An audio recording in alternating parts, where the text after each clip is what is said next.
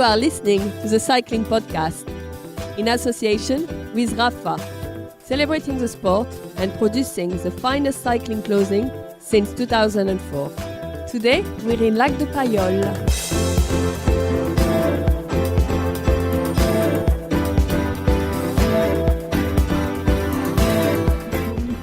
Hello, my name's Richard Moore. Here I am with Lionel Birnie. Hello, Richard. Where are we, Lionel? We're at Payolle in the Pyrenees.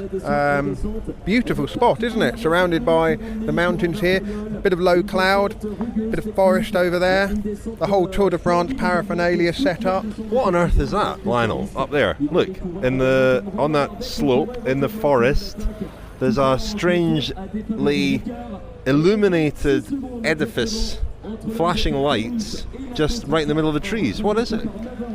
Looks like UFOs. Have the aliens arrived? I think it is a UFO, you know. That's the only explanation. We were driving through the Pyrenees today. You know, we're in the mountains now, and we were both remarking on just how beautiful they are. It's a bit of a cliche, isn't it? But they're very conical mountains. I say that every year, but they are. It is beautiful. It's very different to the Alps. It is, yeah. It's less developed.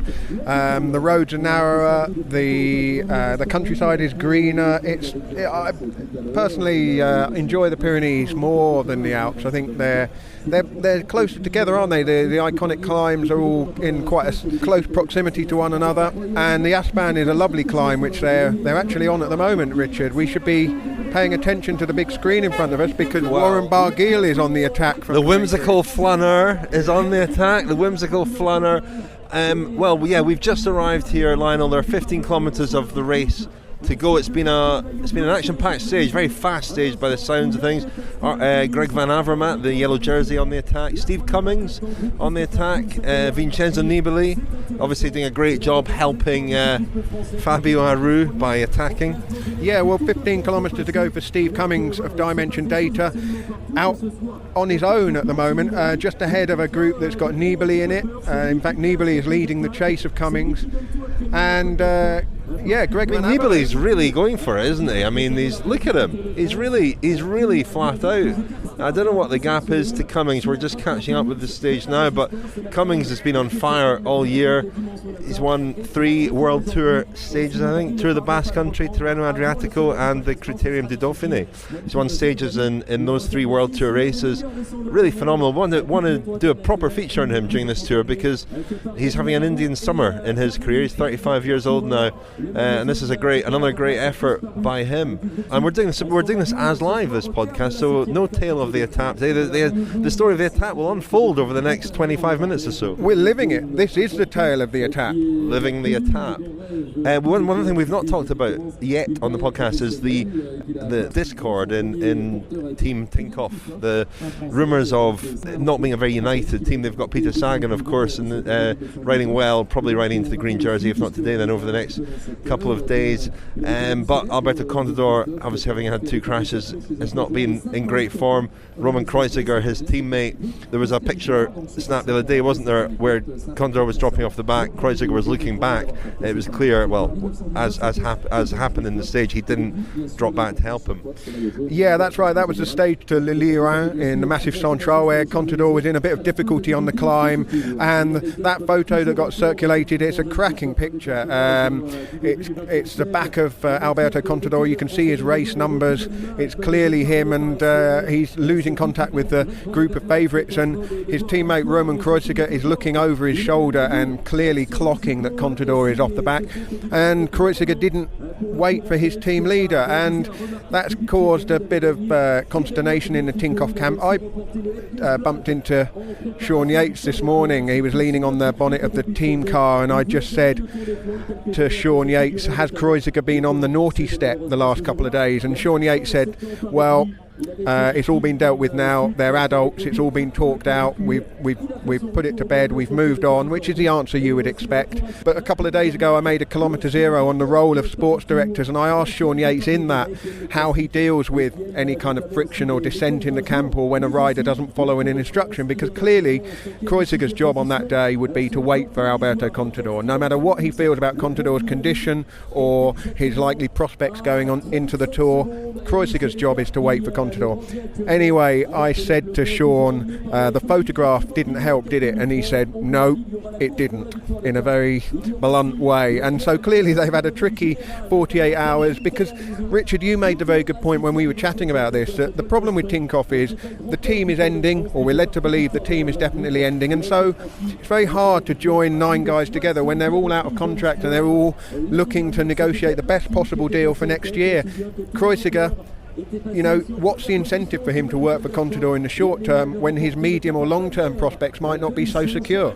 Absolutely, and there's a really interesting contrast with Team Bora, who are stepping up over the next 3 years at least, up to World Tour. They've been riding fantastically well at this tour. They were pretty anonymous last year. There's been a real change in their performance this year across the board. They've had guys in the breaks every day. Those guys are riding for their future on that team, a team with a very exciting, very bright future.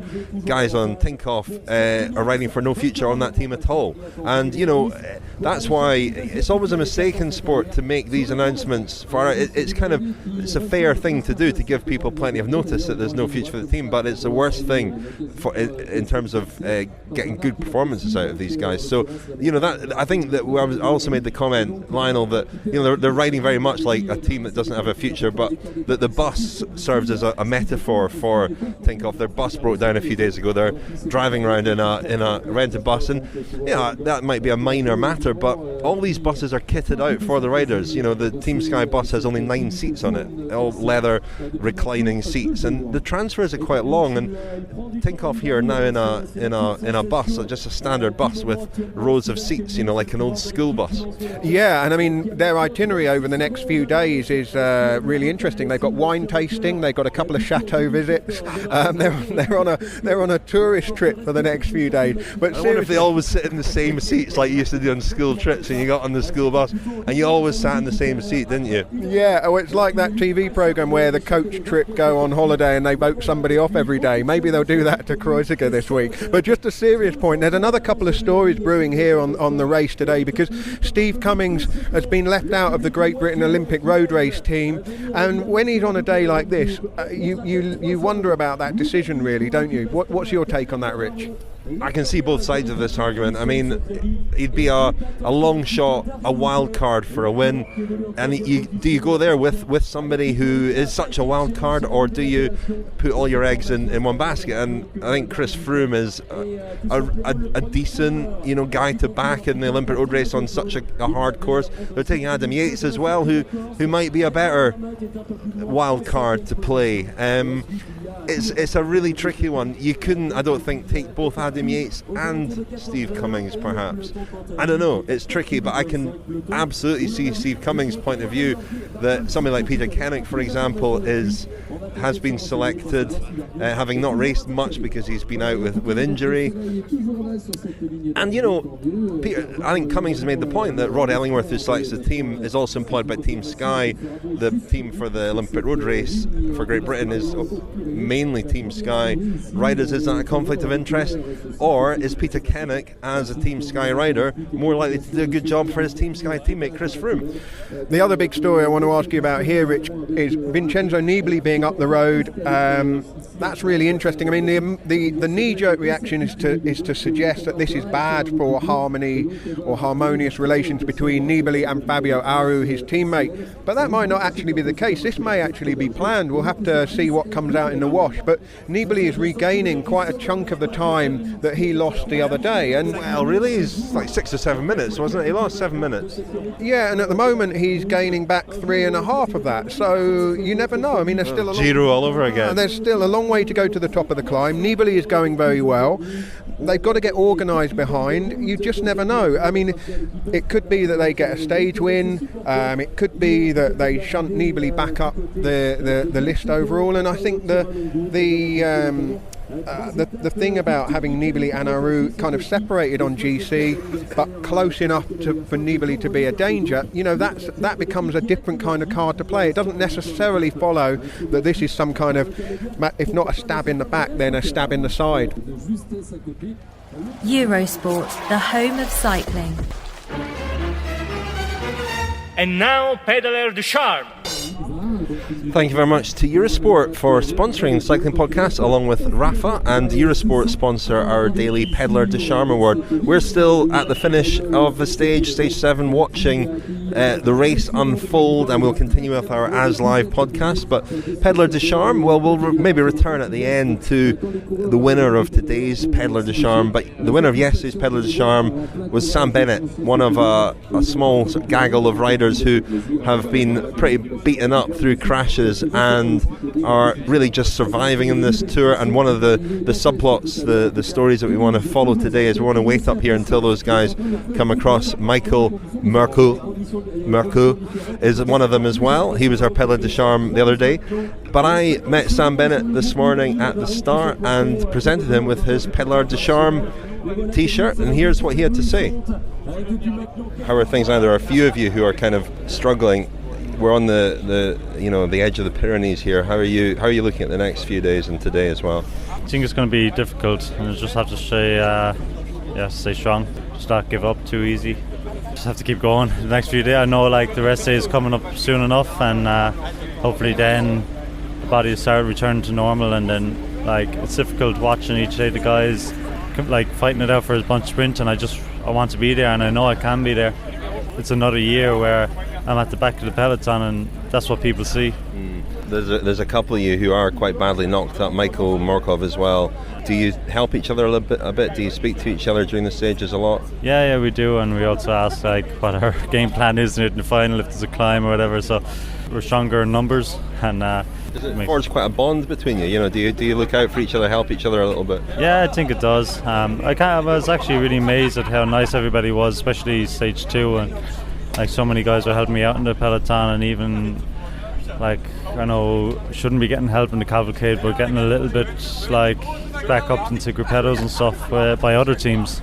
Everybody's saying, I'm not getting dropped because I'm a bad rider, I'm just getting dropped because of injuries. If I didn't have the work done and I was getting dropped, yeah, for sure you wouldn't give me a dig out. We saw a picture of Greg Henderson giving a couple of you a push. He won Pedaler de Charme for that, actually. But is that quite common? Are there other guys as well who are giving you a push? Yeah, that day there was, but that day I was dead. The impact hit the body hard. It's been really nice. I was really surprised. What just happened, Lionel? Well, what just happened is that the Nibali group that's chasing Steve Cummings to the top of the Col d'Aspin has broken up. Danny Navarro of Cofidis accelerated and has a little gap. Daryl Impey is trying to respond, and Nibali has not responded or is unable to respond. So it's all kicking off on the Col d'Aspin. Steve Cummings is going to go over the top first, and then it's the descent down, and then a slight rise up here to Payolle. The other big development is that Thibaut Pinot has lost contact with the group of favourites. He's being nursed up the climb by his Frances de Gers teammate Steve Morabito, and we keep seeing a little shot of a Thibaut Pinot fan with his sign Allez Thibaut Pinot, and he's going to have a slightly disappointing moment when he sees his hero come past just off the back of the group. At least he should get a good look at him. Oh dear, but yeah, poor old Thibaut Pinot. It's great things expected of him at this tour, and he seems to, I can't remember if it's odd years or even years he performs. 2014 he performed very well, so he should be performing well this year, because he had a bit of a terrible week in the first week last year. So it's not the old Stephen Roach used to be even years and odd years. He'd perform well in odd years, but it's all quite interesting. Nothing too much. It's all very controlled in the group with the favourites, which makes it all the more surprising that Pinot has been dropped. But Steve Cummings looking good for this win. I'd just been saying, hadn't I, that what an exciting rider Nibali is to watch when he got dropped, and you laughed. Well, I did, but exciting because he's so unpredictable, isn't he? He's not very reliable. We saw that in the Giro. He was terrible, and then he was very good, and then he was wobbly, and then he was excellent.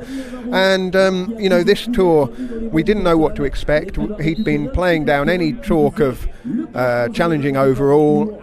Clearly that is the case. It's whether he can slot into being a teammate for Aru, and he's clearly not got the legs. Meanwhile, I think Cummings is going to win the stage. There's still a bit of a way to go. Lionel, I'm worried about your head. It's very sunny up here. It is. I'm going to step into the shade in a minute, otherwise it could be gleaming like a Belisha beacon later on. That flashing object I saw earlier in the woods, anyone standing over there might well be looking across here and wondering what the big flashing dome is, the big sort of pinky white dome. Increasingly pink dome, yes. You are listening to the Cycling Podcast in association with Rafa. Whoever you are, wherever you ride, whatever the reason, Rafa exists to improve your ride with the finest kit, inspiring stories, and vibrant clubhouses and communities all over the world. See rafa.cc for more information. I must say, just at the start of this session, thank you very much indeed to our sponsors, Rafa, who I'm wearing a Rafa t-shirt today. I got quite a welcome, didn't I, from the ASO steward, normally very stern-faced and serious, but he gave me quite a welcome when I came through the security there. He did. He said, Rafa, like that. And I was like, oh my goodness, Richard. I mean, you're not. You're going to be greeted with a blast of the Buffalo tune now. What have I become? But thank you very much to Rafa. We are doing a little weekly thing for the Rafa Cycling Club members. That will go out on the rest day. It'll just be Lionel and I talking over the week. We've also got on the rest day there's a bit of brilliant bit of is that Julien Alaphilippe? Yeah, attacking right behind the motorbike, doing a bit of motor pace training there. I was going to mention your friend special coming out on Monday on Mont Ventoux. Lots of great stuff in that. Lots to look forward to. Let's keep on watching this stage unfold. Lionel will be back in a moment. Lionel, as we watch Julien Alaphilippe attack here, having appeared to be struggling on the climbs of the day. One man very much in my thoughts is Seb Piquet. Well, yeah, he's maybe made a very bold claim that he might come to regret. Seb Piquet, the voice of Radio Tour, becoming a regular guest on the podcast, said that he would walk to Paris naked if Alaphilippe won the Tour. He did specify this year, so it's not like an indefinite threat hanging over him. I just want to know how far from Paris Seb will walk. Is he going to walk from Morzine to Paris? I think that's, definitely. I mean, that should take several days. We'll look it up on Google Maps. It always gives you a walking time, doesn't it? 3 weeks. No, Alaphilippe, I don't know why he's attacking, to be perfectly honest. Oh, he's got a chance of taking the yellow jersey, perhaps? Well, no, because Van Avermaet is right Van Avermaet's up there, but Van Avermaet... Yeah, Van Avermaet's coming back a bit, maybe. There's still a chance they might be able to catch him, perhaps. Although Van Avermaet, we're watching him going over the summit, not really too... Alaphilippe must only be a minute or so behind Van Avermaet. Yeah, but he's going to obviously lose a bit more time. I mean, Van Avermaet's move is clever, really, because it gives them a better chance of perhaps keeping the jersey and one more day than he ordinarily would. He could have lost a bit of time on this stage. If he got dropped from this group, he could have lost a minute, 2 minutes maybe on the way to the top. It would have been a very different race for him, but by going out in front, he's given himself a buffer, a bit of insulation, and he might fancy his chances of taking the jersey on to Sunday. Giving himself a buffalo, did you say? I wasn't listening properly there. Speaking of Greg Van Avermaet, we got a very amusing email from Stephen Underdown overnight. Who just subject is Greg Banana Man.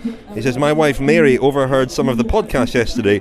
Greg Banana Man, that's a good name, she said. Mary's keen on anything food related, says Stephen. Best wishes, keep up the good work. Thanks very much for that, Stephen. Well, while you're reading out that email there, Dan Martin has just accelerated over the top, gained a few metres. Chasing down Alaphilippe. Well, working in tandem perhaps to go down the other side. I mean, it's a funny stage. We forgot about Romain Bardet, the whimsical flaneur, is still up there. He's ridden most of the Aspan on his own. Indeed he has, yeah, and Steve Cummings is closing in on victory here, 3.3 kilometres to go for Cummings. It's a case of just getting down the mountain, I think. Don't want to call it too soon, but this victory looks in the bag. Well, he didn't call it too soon, Lionel. Steve Cummings is indeed going to do it. What a rider, and what a week for Dimension Data.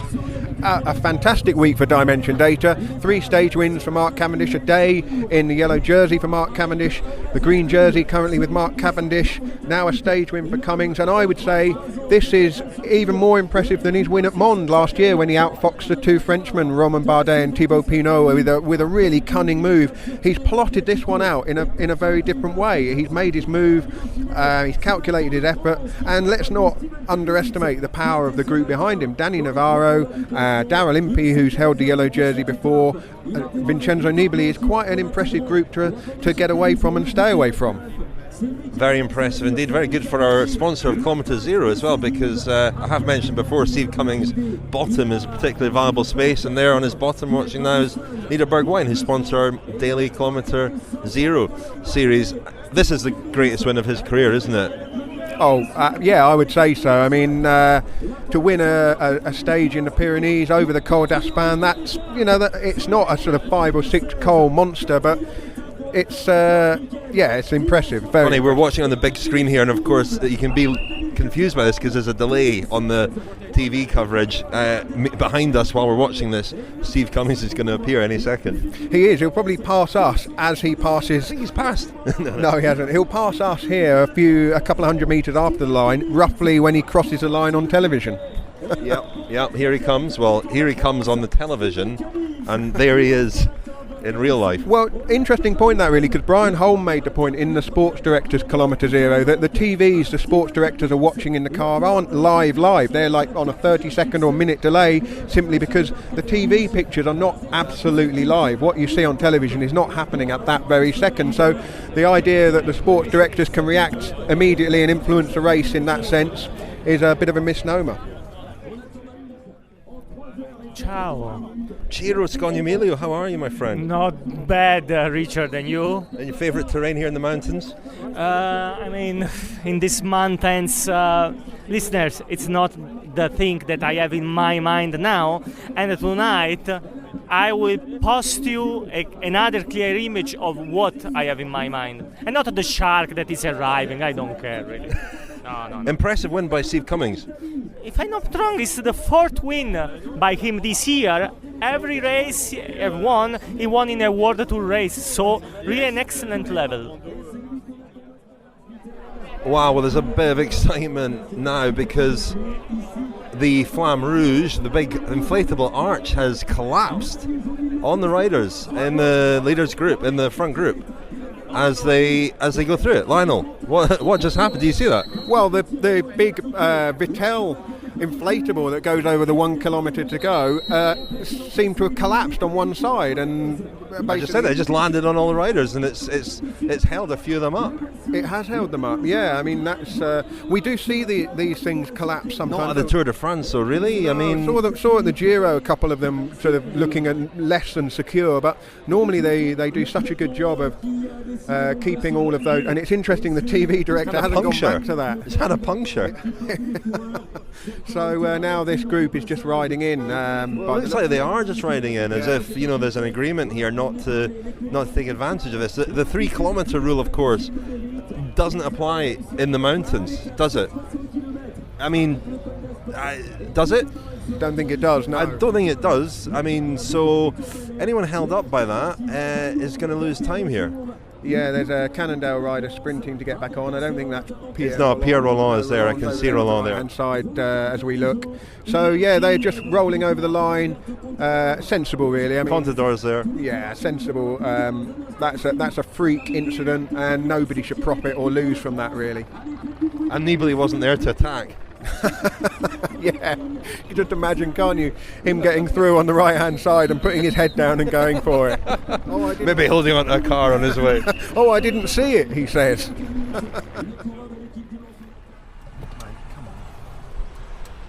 Well, Lionel, at the finish there, we both scurried off to speak to different people, and I think we're going to hear from Geraint Thomas, Matt White, maybe a couple of others as well. I caught up briefly with Seb Piquet. But the man that everybody wanted to speak to was, of course, the winner of the stage, Steve Cummings. And I grabbed him at the finish. Here he is.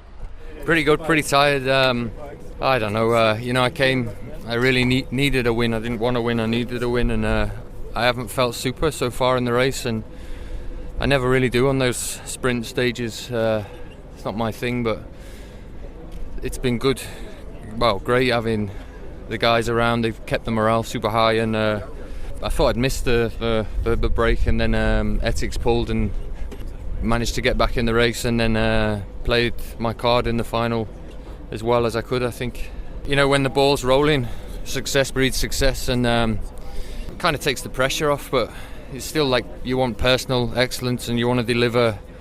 I think this is what they brought me to the Tour for, so I wanted to deliver for them and for Quebecer. And Steve, you've won a stage of the Tour before, but is this you got to enjoy it today and celebrate it? Is this your greatest ever win? Possibly, yeah, I think probably. The Tour, it's always multiplied so many times more than any other race. Every win as a pro is important because they're not easy, and every victory I've had this year is kind of different, like different characteristics. I guess this one was similar to Dauphiné in a way.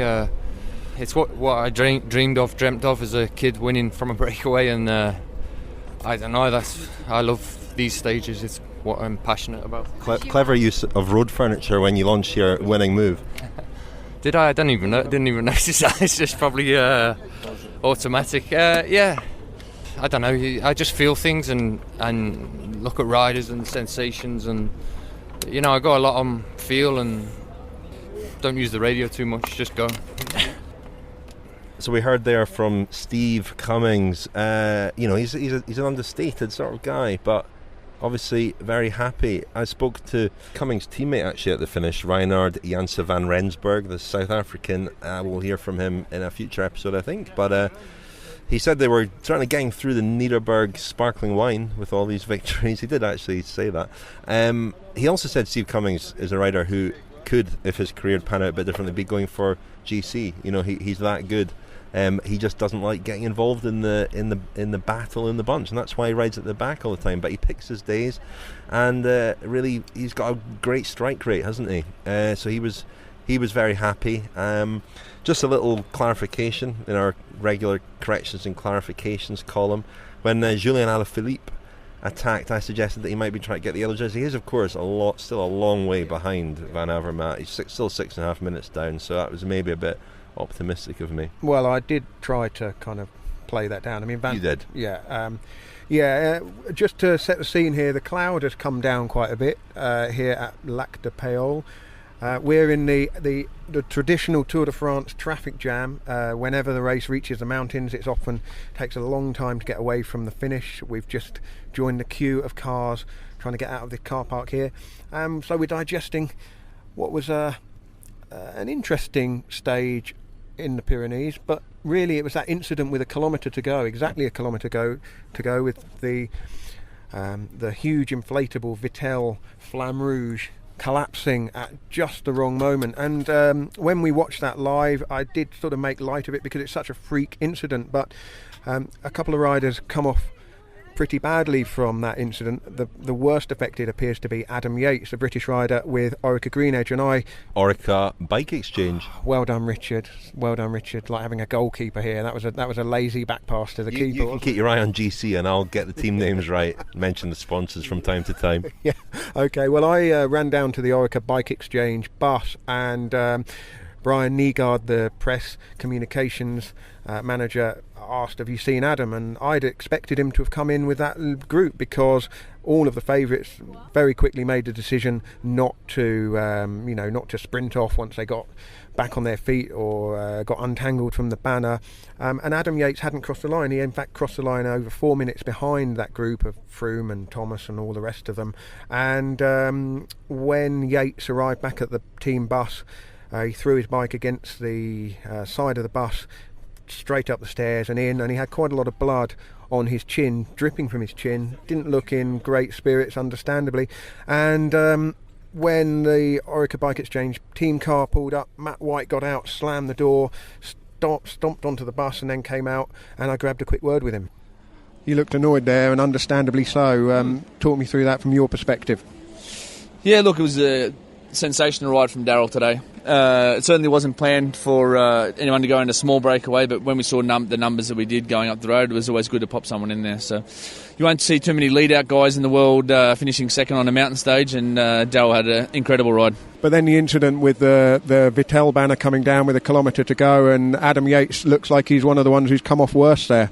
Yeah, look, it's pretty disappointing and obviously pretty unacceptable for an event of this standard. Adam would have taken the white jersey today, but we've got to put things in perspective. The number one priority that Adam is okay. He's landed on his face, and the result's one thing, but fingers crossed Adam can back up tomorrow because he's certainly got some great condition. What's the extent of his injury? I saw he had quite a bit of blood. Look, mate, I've seen him 30 seconds. I'm not a doctor, and he's landed on his face and he's hurt himself. I don't know. He's in the shower now getting cleaned up, so we'll see. And Matt White there, it didn't sound, I mean, he's usually pretty chipper, but not very happy. I feel a bit sorry for whoever he'll be boxing with tomorrow morning. Indeed, yeah. I mean, the jury has now confirmed that the time for those riders was taken at 3 kilometres to go, so Adam Yates won't lose 4 minutes on everybody else, but White clearly felt that Yates was going to make a move in that final kilometres and try and gain a few seconds on the riders ahead of him in the white jersey competition. Of course, Alaphilippe holds on to that white jersey, so a bit of an embarrassing incident there for the Tour, because you don't expect something like that to happen. We have seen incidents with these huge inflatables that are put up for advertising purposes, aren't they? So they look bigger on TV, but you know, the job number one is for them to stay up when the riders pass. Well, I said Piquet about it, and he drives in the car just behind the favourites. He said that he saw a lot of Thibaut Pinot today, sadly. He suggested it was sabotage. He was sort of joking, but it's not beyond the realms of possibility that it was a case of sabotage. I mean, it's a big inflatable thing. It wouldn't be too difficult to puncture that. Who knows? Maybe that's a bit of a cynical view, but we'll probably find out in the fullness of time. We should return briefly to Pédaleur de Charme while I remember, because had a few nominations. I know if a lot of people just went for Steve Cummings. Winning the stage and riding brilliantly as he did, that's not really enough to win Pédaleur de Charme. It's on a higher plane. So I think we will give it to somebody else who received a lot of nominations today, and that was Greg Van Avermaet, who was in the attack on the yellow jersey, which is always good to see. But even better to see was that when he took a rice cake from his pocket and unwrapped it, he returned the foil to his pocket. And that's the sort of thing that wins Pédaleur de Charme. We might struggle to give him a t-shirt while he's still in the yellow jersey. And incidentally, I heard him in the mix zone doing interview with French television, where he said absolutely he will not have the yellow jersey tomorrow night. He doesn't think so. Because a few people were saying, well, a rider of his class and his strength, could we be looking at a sort of similar situation to Tommy Voeckler when he held the yellow jersey so long in 2004 and also in 2011? But he doesn't think so, unless he's bluffing. So maybe in a couple of days we'll get him a Pédaleur de Charme t-shirt. I spoke to Geraint Thomas at the finish as well. Here's what Geraint Thomas had to say. Pretty bizarre incident there. What happened when the kilometre sign collapsed? Well, it just collapsed and we had to stop. So yes, and once we rolled through, we just said, stop, that's it. And then we heard on the radio then they're going to take time after 3K, so yeah. How are you, because you've been struggling a little bit with your ribs, how are you feeling? Yeah, it's certainly better every day. Still got, a lot of strapping on it, and every morning and afternoon the physio's getting stuck inside the diaphragm, which isn't nice. I thought he liked me, but I don't think he does. And but yeah, it's certainly better every day. And today there was a break with Nibali in it. Did that cause a little bit of panic or anxiety? I wouldn't say panic, but I was certainly concerned. We didn't want to just give him a load of minutes back, and just let him back into the game. So we just same position as Movistar, really just wanted to control it. And then on the final climb, the bunch is just naturally going to go fast anyway, and limit the amount of time he's got. So that was Geraint Thomas. Just while we're hearing from riders, I did also catch up very briefly with Sam Bennett, who's heard from earlier in this episode, just to find out how he'd gone today. There was a bit of an alarm because he had a very bloody wound in his arm, and I thought he'd fallen off again. When I asked him that, he looked shocked, as if he might have fallen off and not realised it. Anyway, here was Sam Bennett. How was today? Have you fallen off again today? No, I didn't fall. No, I just saw quite a fresh looking wound, but that's an old wound that's just had sweat run into it. Yeah. You looked alarmed there when I said that, as if you'd maybe fallen off and not realised. Yeah, no, it's okay today actually. I felt a good bit better, but we went pretty easy on the last climb, and still like I don't feel myself. So tomorrow is just going to be a real test. I think like if I improve this much today, hopefully I can improve another good bit by tomorrow, and then hopefully it's controlled enough. Then we'll see. As we sit in our traffic jam here, refreshing the internet to see the official results. Burning through data. Yeah. EE, if you're listening and you want to sponsor the cycling podcast, that would be quite useful. We must be among your best customers this month. The results don't yet reflect the time being given back to Adam Yates, but we fully expect that to happen. One man who won't be getting any time given back to him is Thibaut Pinot, who was off the back before the top of the Col d'Aspin and didn't recover any time on the way down, and I'm just scrolling. Yeah, it wasn't Marc Madio who punctured the kilometre to go banner, was it? No, well, I'm just scrolling down. You have to scroll quite a long way through the results to find poor old Thibaut Pinot. 62nd on the stage, at 7:15 behind the winner, which of course makes nearly 3 minutes or 3.25 minutes behind the Froome Quintana group. So a shocker of a day for Thibaut Pinot. And we did say, despite how benign this stage looked on paper and how benignly it was raced really, we did say yesterday that somebody would lose out, somebody would slip up, and it is Thibaut Pinot who is the kind of the first GC casualty, I suppose, other than Richie Porte. Another man who crossed the line, to the relief of a lot of people out there, I expect, Michael Mørkøv, the Katusha. Mørkøv. The Danish rider, Katusha rider, Pédaleur des Charmes a couple of days ago, part of the band of brothers. I was expecting the band of brothers maybe to stick together today, but they all rode in different groups. Sam Bennett did pretty well. Lars Bak was quite near the back, and Michael Mørkøv was last over the line, 26 and something minutes behind Steve Cummings, but inside the time limit. And apparently he said to Danish TV he's starting to feel better, and he's now confident he can make it through the Pyrenees. So if that's the case, that's good news. It doesn't necessarily follow that because he's 26 minutes behind and off the back on his own that he was suffering unduly. I mean, obviously it would have been a tough day for him, but it doesn't mean he was necessarily pulling out all the stops. He could just have been calculating that he knew what he could afford to lose, give himself an easy-ish ride over the top of the Aspin. Right, well, let's wrap it up. We're almost at the end of the first week of the Tour de France.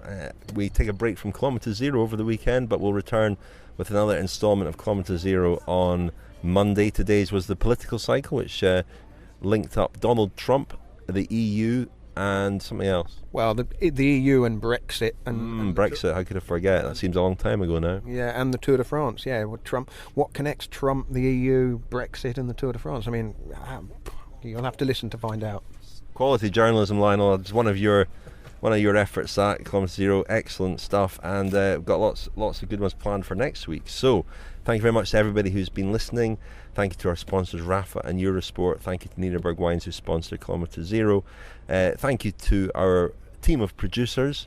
End of the week, we should thank all of our producers. That's Tom Wally, John Mooney, Adam Bowie, Paul Scoynes, Jonathan Rowe, and Alex Adey. Thank you very much to them. They do a brilliant job and help us keep this thing going. Nick Christian as well, who does our newsletter. Thank you to him. And of course, mustn't forget Simon Gill, our photographer and travelling companion, and the Thierry Gouvenou of the Cycling Podcast, in that he designs the stages for our Cycling Podcast tour, which Richard and I were riding, aren't we, on our Leos. Great ride this morning. Leos Nano carbon folding bikes, and we had a great ride this morning. We did. Longest stage of the race so far. Nice, quiet, flat roads. Yeah, we've been enjoying that. It's keeping us active, helping us to work off the cheese that I've been eating. Well, not really, I think. We'd have to do quite a bit more riding for that. Must also thank Tom Carey, who from the Telegraph cycling correspondent, who has been our travelling companion, and that he's been great company. Thank you also to John McCleary at the Telegraph. John McCleary does the best live blog every day at telegraph.co.uk. He really knows the cycling, John, and it's really entertaining, informative, lots of tidbits in there. So if you want to follow the race during the day as it's unfolding, telegraph.co.uk. No music to play us out with tonight, is there, unfortunately? Maybe anyone out there wants to send in some cycling podcast themed music. A napalm theme tune, perhaps. So then we should wrap it up there, Lionel. We're a weekend. The tour's just bubbling away. It's slowly coming to a boil, isn't it? It is, yeah. Our colleague Edward Pickering sent me a text today summing up the first week, saying it was like the sort of opening partnership in a test match, you know, sort of steady as she goes, no wickets down yet. But what's a test match? Cricket. It's a game that... Is that like rounders? It's a bit better than rounders, Richard. It's not big in Scotland because I think it rains all summer, doesn't it? They can't get out to play. Well, Lionel, we're driving home and there's some breaking news. Home? Is Poe our... Well, I suppose it is our home for the evening, isn't it, Poe? Yeah, there is some breaking news. Matt White had been confident that Adam Yates would be able to take the white jersey. Then the barrier collapsed, the banner, collapsed, and he lost a lot of time. They reinstated that time, and it puts Britain's Adam Yates in the white jersey. Yates in the white jersey.